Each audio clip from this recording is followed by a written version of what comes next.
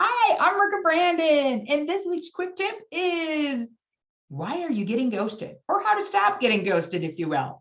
And so, in case you aren't familiar with the term ghosted, I'm just going to share it with you quick. Ghosted is what people are referring when candidates apply for a job or schedule an interview and then don't show up. Or in some cases, they accept the job and just don't show up on the start date, but they don't message, they don't respond. It's kind of like the pre-hire version of a no call, no show, right? And so with that, I'm going to talk to you a little bit about why that's happening and what you can do to limit it. So the first thing is, this might be karma. Let's not kid ourselves. For many, many years, companies have not bothered themselves too much to close candidates out. Like, hey, they applied. Well, I didn't reach out to them for an interview. They should know they're not getting considered. Or, hey, it's too awkward to regret somebody after we interviewed them, so we're just not going to follow up. So I actually do believe there's a pretty significant negative karma balance in the world of hiring managers and companies to candidates because it wasn't important to make sure they had the loop closed on their end. And that, as somebody who has talked to, well, last time I tracked my interviews, it was over 15,000 candidates and people who are thinking about making a job change, that it makes them grouchy, right? And so you accidentally sort of made this bed and now you're being forced to lay in it because now the market has turned and now we're in a candidate short market and they have more opportunities and often several offers, and they don't feel like they owe companies that loyalty of closing it out with them. And that is unfair and sad, but actually it's not surprising when you think back about how companies and hiring managers have behaved over the years, because sometimes it's just overwhelming to get that many applications. So although I understand it, one of those things is we need to make sure we're closing the loop with people. And this is one of those consequences. So my hope is actually that this kind of slap in the face that a lot of hiring managers and companies are experiencing will help us be better as we go forward to make sure we're recognizing that interested applicant experience and how it feels to them when we don't bother to close the loop or follow up with them. Now, again, caveats always exist, as you guys know with me. The super crazy candidate who's stalking you and thinks they're perfect, I'm not so worried about courtesy for them, right? At some point, you got to put a line in the sand, like we're done here. But for the most part, there's a lot of great people that might even refer people or do different things. And I can't tell you the number of times that I've said to a candidate, hey, I think you're overqualified. I think you're going to be bored in this role. And they'll be like, yeah, actually, I was thinking that too. But you know what? You should talk to my friend, Stacy. She'd be awesome.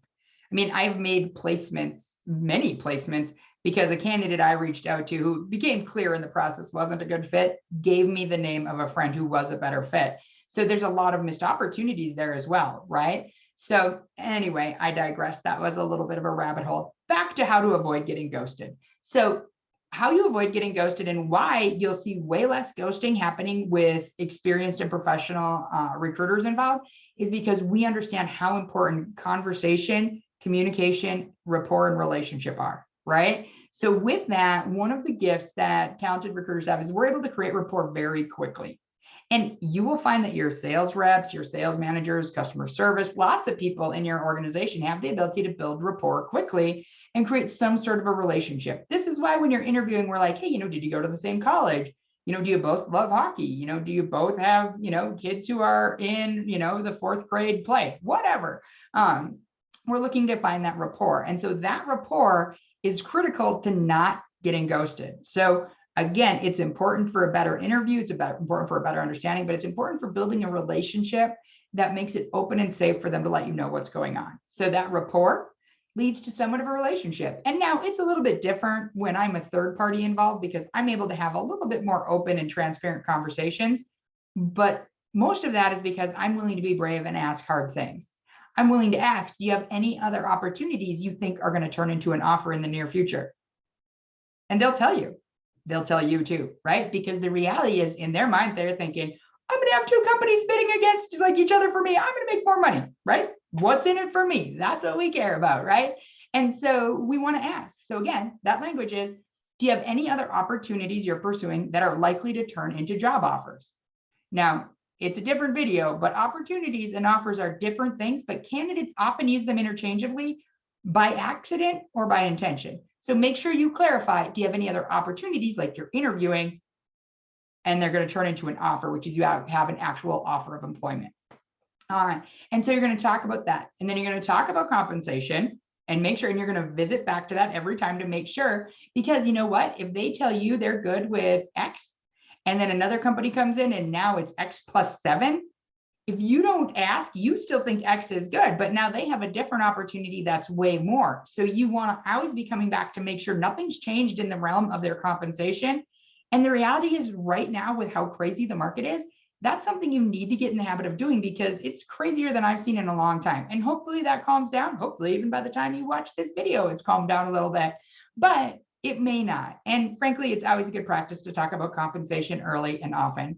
And so the last way that you help yourself from getting ghosted is you are constantly communicating. It could be a text message, it could be an email, it could be a phone call. We don't want to bury them, but we don't want to go much more than 48 hours without some sort of step or communication to validate everything's moving forward. They're going to start on the 17th.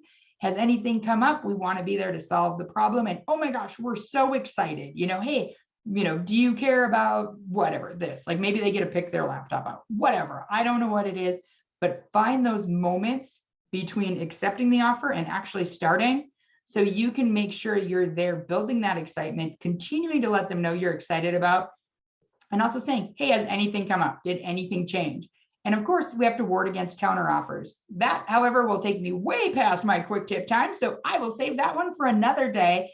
But those are some tips, right? Rapport and relationship, constant communication. These are how you avoid getting ghosted, either for interviews or start dates. And I will tell you this, if you haven't had a chance to get to the phone interview, it's really hard to build that rapport. So this is more for those people that you really know you want to hire, but you lose them somehow in the process. And this is how you can limit the losing of the people you really want to hire.